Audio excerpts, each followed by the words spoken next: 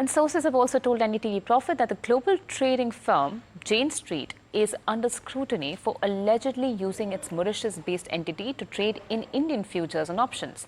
This strategy allowed them to book significant profits while taking advantage of the India-Mauritius tax treaty to avoid paying taxes in India.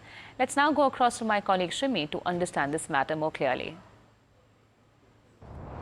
Well, that's right. The Income Tax Department, which surveyed the Nuvama Wealth on Thursday, is probing a potential case of treaty shopping involving global proprietary firm Jane Street.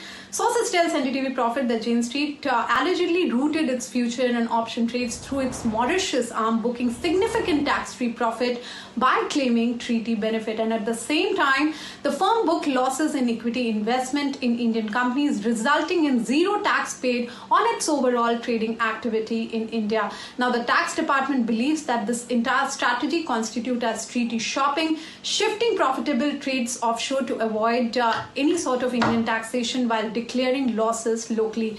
Department, who surveyed at Nuvama, which acted as a sole clearing agent, trying to gauge that why the tax were not deducted when it was liable to withhold tax under the Income Tax Act. Now, department is now looking at the books of Nuvama, the data and the trading details, and could perhaps move to recover dues from them, holding them accountable for non-deduction of tax on behalf of FPI.